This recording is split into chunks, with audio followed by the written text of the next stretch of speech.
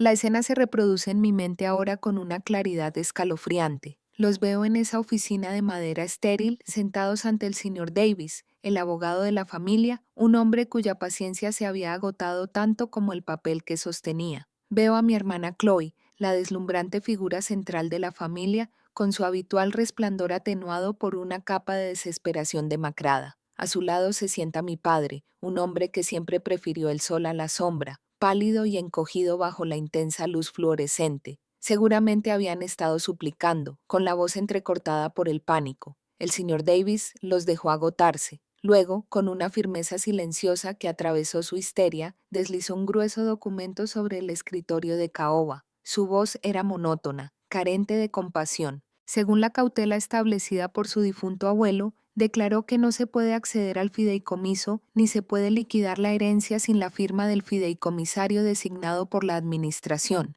Hizo una pausa, dejando que el peso de sus palabras se asentara en la habitación silenciosa. Tu hermana Ana, imagina la cara de Chloe en ese momento, el horror que crecía lentamente mientras su incredulidad se convertía en comprensión de los cimientos de su mundo, un mundo construido sobre la suposición de mi insignificancia, que se resquebrajaba bajo sus pies. Todo empezó un año antes, en la barbacoa familiar anual. Era un día de verano perfecto, con el aire impregnado de olor a carbón y el sonido de risas forzadas. Estaba en mi lugar habitual, en la periferia, observando en silencio a mi propia familia. Chloe, por supuesto, dominaba la conversación, con una copa de vino en la mano, gesticulando animadamente mientras contaba una historia. Todos estaban cautivados. Entonces, durante un momento de calma, me llamó la atención. Se inclinó hacia mí con una sonrisa cómplice en los labios y susurró lo suficientemente alto para que todos la oyeran. La verdad es que, si desaparecieras, nadie se daría cuenta.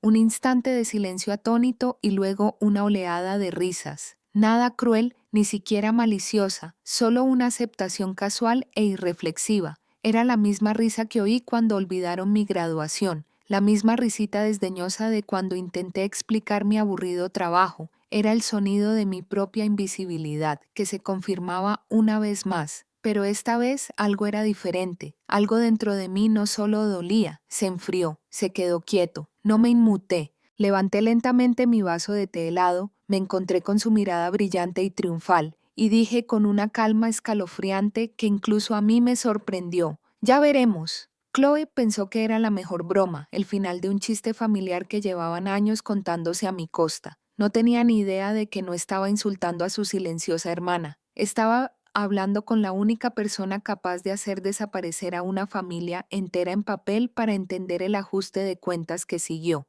Tienes que entender la vida que les oculté. Para comprender verdaderamente la brecha entre la persona que creían que era y la persona en la que me había convertido, hay que comprender los dos mundos separados en los que vivía. Uno era un mundo de expectativas ruidosas y coloridas donde yo era una sombra permanente. El otro era un mundo de estacas letales y silenciosas donde yo era quien controlaba las sombras. Estas dos vidas transcurrían paralelas, sin tocarse jamás, y la distancia entre ellas era la medida de mi aislamiento. Era una dualidad con la que vivía a diario, un zumbido constante y silencioso de disonancia bajo la superficie de mi vida.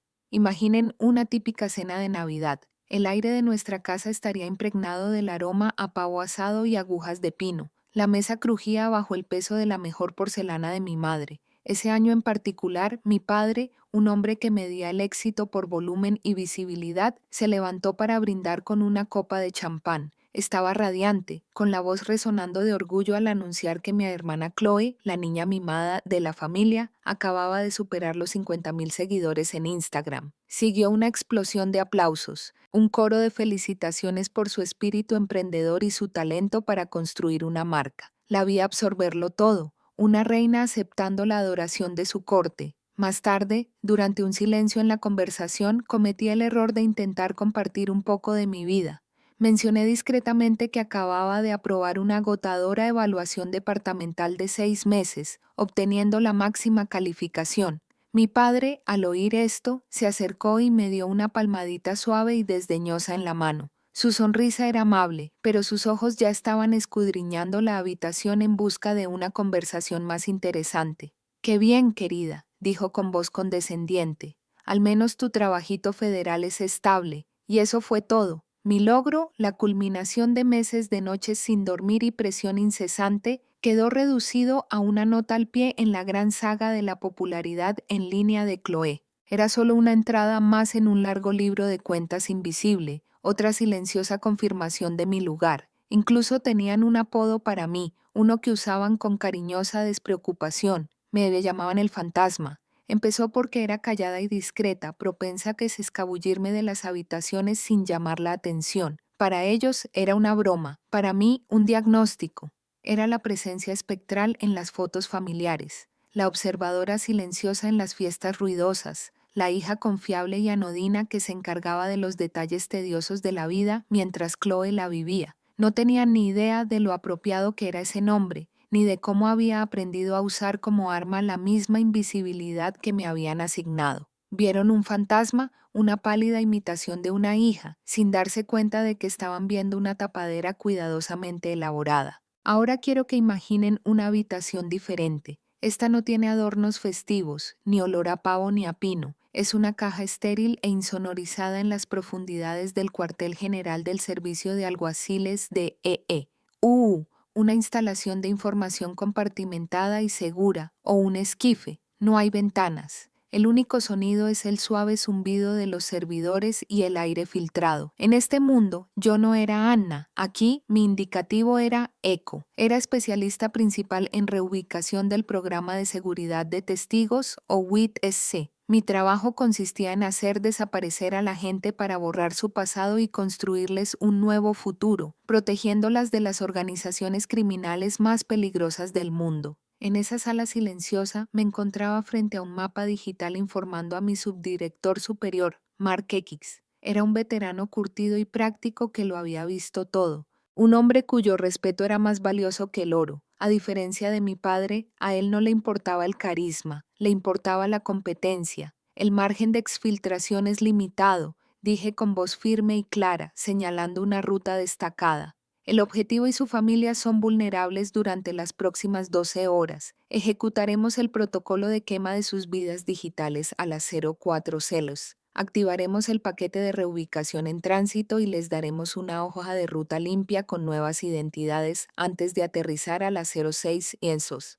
No hay margen de error. Marx simplemente asintió, con la mirada fija y concentrada. No me dio una palmadita en la mano ni me ofreció un elogio superficial. Confiaba ciegamente en mi juicio porque, en este mundo, mi juicio era lo único que separaba a una familia de una tumba poco profunda. Esta era mi realidad. En un momento, era el fantasma al que se trataba con condescendencia por tener un trabajo estable. Al siguiente, fui Echo, orquestando una operación a vida o muerte que involucraba fronteras internacionales y asesinos de cárteles. El latigazo entre estas dos existencias fue mi compañero constante. Recuerdo estar de pie en el pasillo después de esa misma cena de Navidad y escuchar a mi padre hablando con un amigo. Chloe es la que tiene el verdadero carisma, la verdadera motivación, dijo con un suspiro de orgullo. Ana, bueno, es confiable, alguien tiene que serlo. Él ignoraba por completo que mi confiabilidad no se debía a mi aburrimiento, se debía a mi discreción, a mi profesional competente que gestionaba el complejo fideicomiso familiar que financiaba el champán que él bebía y el coche que conducía Chloe.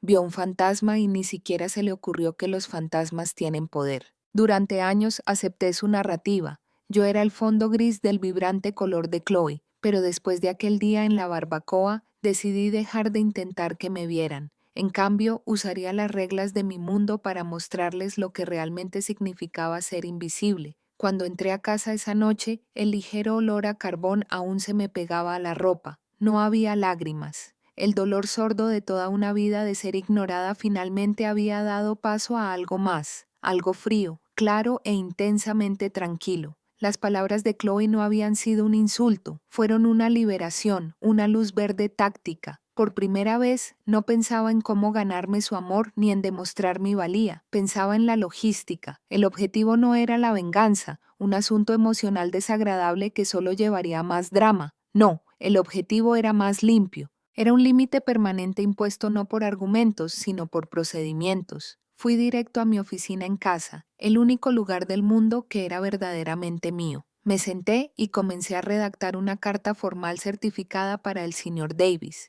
En él invoqué una cláusula oscura pero infalible que mi astuto abuelo había incluido en su testamento años atrás. Él era el único que había visto más allá del deslumbrante carisma de Chloe y el optimismo temerario de mi padre. Vio mi discreta competencia y me convirtió en el cortafuegos financiero de la familia. La cláusula era sencilla. Si el único fideicomisario yo no podía ser contactado por 365 días, todos los activos quedarían congelados indefinidamente. Era una especie de interruptor que había creado para proteger a la familia de sí mismos. Nunca imaginó que yo sería quien lo accionaría. Una vez redactada y cifrada la carta, hice mi última llamada. Usé una línea segura para contactar a mi subdirector superior, Marx. No había emoción en mi voz, solo el tono profesional e inexpresivo que él conocía. Bueno, señor, dije, necesito desaparecer. Solicito una transferencia al programa de encubrimiento para una asignación a largo plazo.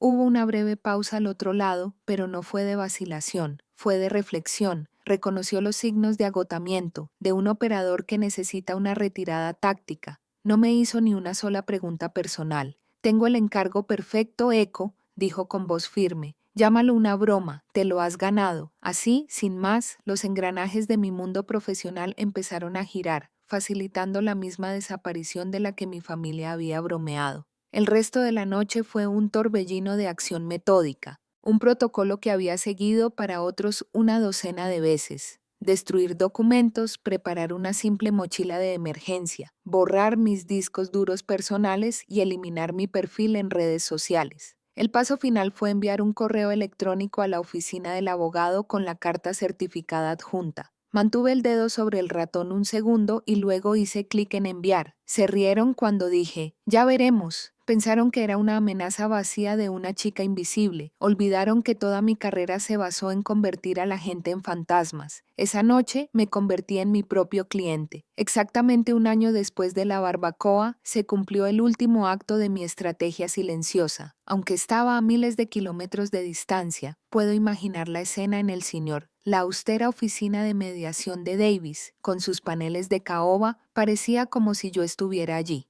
El aire habría estado cargado de la sofocante tensión de la desesperación. Mi padre y Chloe estaban sentados frente al impasible abogado, que ya no eran las figuras confiadas y arrogantes que recordaba. Un año sin mi silenciosa gestión financiera los había dejado completamente desnudos. La casa familiar estaba en ejecución hipotecaria, el auto de lujo de Chloe había sido embargado y el crédito fácil que financiaba sus vidas se había evaporado. Se veían disminuidos, desgastados por una realidad que nunca antes se habían visto obligados a afrontar. Estaban allí para suplicar, para exigir, para encontrar una escapatoria que les devolviera la vida que sentían que se les debía. Pero el señor Davis no era un hombre que se dejara llevar por las emociones, era un instrumento de la ley. Comenzó leyendo formalmente el documento del fideicomiso, con una voz firme y monótona que destrozaba sus esperanzas, cláusula por cláusula. Explicó que su abuelo, en su sabiduría, me había nombrado único fideicomisario, otorgándome autoridad absoluta sobre cada distribución. Entonces empezó a detallar el trabajo que había estado haciendo en silencio durante más de una década. Lo expuso todo con cifras frías y contundentes. Explicó que la hipoteca de la casa familiar no se pagaba con un fondo mágico de herencia, se pagaba con distribuciones que yo personalmente aprobaba y programaba cada mes.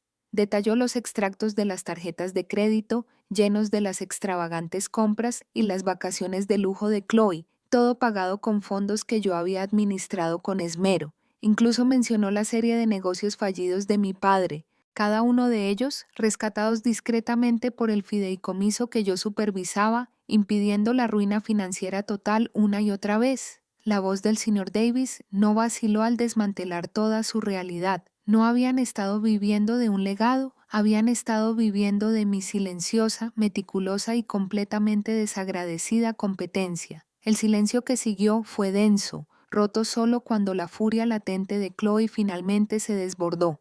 Golpeó la mesa pulida con la mano y el sonido rompió el tenso silencio.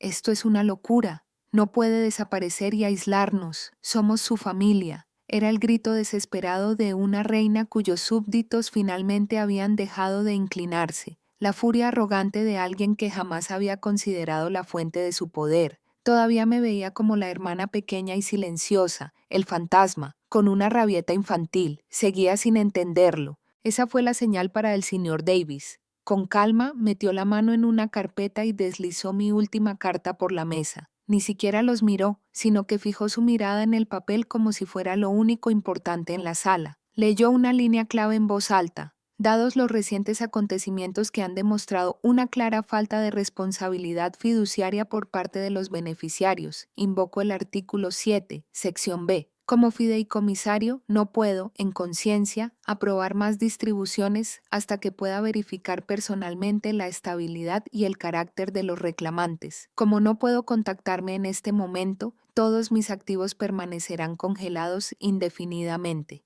La sala quedó en un silencio sepulcral. El lenguaje formal e impersonal de la carta era un muro que no podían romper. No era una súplica emotiva de su hermanita herida. Era una sentencia firme de una autoridad que desconocían que yo poseía. Lo vi entonces en mi mente, el horror naciente en el rostro de mi padre. Su color se desvaneció cuando la verdad finalmente aterrizó. El fantasma, la hija tranquila y confiable que siempre había ignorado, era el pilar que sostenía todo su mundo. El rostro de Chloe era una tormenta de pánico y furia al darse cuenta de que todo su estatus social, su propia identidad, había sido una mentira, financiada completamente por la hermana de la que se había burlado con tanta indiferencia. Sr. Davis asestó el golpe final con el aire distante de quien cierra un expediente. Su ubicación está sellada por orden federal, dijo, y sus palabras fueron como garrotes. El tribunal ha revisado y confirmado los estatutos del fideicomiso. Tengo las manos atadas. Los miró a ambos finalmente. Un destello de algo. Quizás lástima, quizás solo determinación profesional en sus ojos. Estás, legal y financieramente, solo. Llevaron un año buscando desesperadamente a la hermana que nunca valoraron. Solo encontraron un rastro de papel que conducía a una verdad devastadora. La persona que, según dijeron, nadie notaría era la única que importaba. Las consecuencias de ese día en la oficina del abogado no fueron ni muy graves ni dramáticas. Fue un colapso sistémico silencioso, una estructura construida sobre cimientos defectuosos. Una vez retirado el soporte, simplemente se derrumbó bajo su propio peso. No lo presencié, pero me enteré más tarde por correspondencia legal. La casa familiar, un lugar que para mí guardaba más fantasmas de desaires que recuerdos felices, se vendió para cubrir las deudas crecientes. Su venta fue un reconocimiento público de un fracaso privado, un gran escenario ahora vacío. La carrera de influencia de Chloe, una fachada brillante financiada por un fideicomiso que nunca entendió, se desplomó casi de inmediato. Sin el flujo de caja constante para viajes de lujo, ropa de diseñador y experiencias exclusivas, su contenido se agotó. Sus seguidores, atraídos por una fantasía de riqueza sin esfuerzo, desaparecieron tan rápido como habían aparecido. No les quedó nada más que las consecuencias de su propia arrogancia, una deriva en un mar de realidad que nunca habían aprendido a navegar. Había una parte de mí, una parte más joven y herida, que podría haber sentido una triste satisfacción con esto. Pero la verdad es que no sentí nada. Fue como leer un expediente cerrado sobre desconocidos. Su historia ya no era la mía. Su destino era el resultado de sus propias decisiones, una ley de gravedad natural que simplemente había dejado de desafiar por ellos. Me había pasado la vida intentando mantenerlos a flote, y al final lo único que tuve que hacer para salvarme fue dejarlos ir y descubrir si sabían nadar. 2 años después me encuentro en una cresta con vistas a un vasto y escarpado valle montañoso. El aire aquí es tenue y limpio, y el único sonido es el viento silbando entre los pinos. Aquí no hay ecos de viejas discusiones, no hay fantasmas de despidos pasados. Este es mi hogar ahora. Ya no soy la Ana tranquila y modesta que conocieron. Aquí soy la alguacil federal adjunta supervisora de esta remota oficina de campo de Witsack. Lidero un equipo de oficiales dedicados, personas que valoran la precisión, el coraje y la integridad. Ya no soy una sombra en la vida de nadie. Soy a quien recurren en busca de guía, de mano firme cuando las cosas están en juego. Mi autoridad aquí no me fue otorgada. La gané con años de trabajo dedicado en la sombra. Se respeta no por un apellido, sino por una trayectoria comprobada. Esta mañana estaba informando a un nuevo equipo de reclutas. Sus rostros reflejaban nerviosismo y determinación. Me vi reflejado en ellos cuando era joven y me prometí en silencio ser el mentor que nunca tuve. Les hablé de la inmensa responsabilidad de nuestro trabajo, de dar a las personas una segunda oportunidad, de convertirnos en el muro invisible que separa a los inocentes de los depredadores. Sentí una sensación de propósito tan profunda que fue como respirar por primera vez después de toda una vida conteniendo la respiración. Más tarde ese mismo día, mi equipo me sorprendió. Entré en la sala de reuniones y los encontré reunidos alrededor de un pequeño pastel torcido con una vela titilante encima. Empezaron a cantar una versión torpe y desafinada del Feliz Cumpleaños. No fue una gran celebración teatral como las que viví de niño. Fue sencilla, genuina y profundamente conmovedora. Mi segundo al mando, un ex marín brusco con un corazón de oro, levantó su taza de café. Para repetir, dijo, con la voz ronca y sincera, el mejor jefe que uno podría desear. Me alegra que hayas nacido. Los demás alzaron sus tazas en señal de asentimiento. En ese momento, rodeado de esta familia improvisada, una familia forjada con el riesgo compartido y el respeto mutuo, comprendí que esto era un legado, no algo que se hereda, sino algo que se construye. Esa noche, movido por la extraña curiosidad de cerrar una última puerta, entré en mi cuenta de correo personal, que llevaba mucho tiempo inactiva. Había miles de mensajes basura, pero solo uno de un nombre conocido. Era de mi padre, con fecha de hacía 6 meses. El asunto era solo mi nombre, Anna. El mensaje en sí era breve, sin su habitual fanfarronería, y contenía solo un leve eco de desesperación. Decía: Anna, cometimos un error. Por favor, te necesitamos. Leí las palabras una vez, luego otra. Hace 10 años, esas palabras habrían sido un bálsamo, una victoria, todo lo que siempre había querido oír. Pero ahora eran solo palabras en una pantalla. Mi paz ya no dependía de su reconocimiento. Mi valor ya no estaba en debate. No necesitaban a Anna, la fantasma, la que solucionaba los problemas silenciosamente.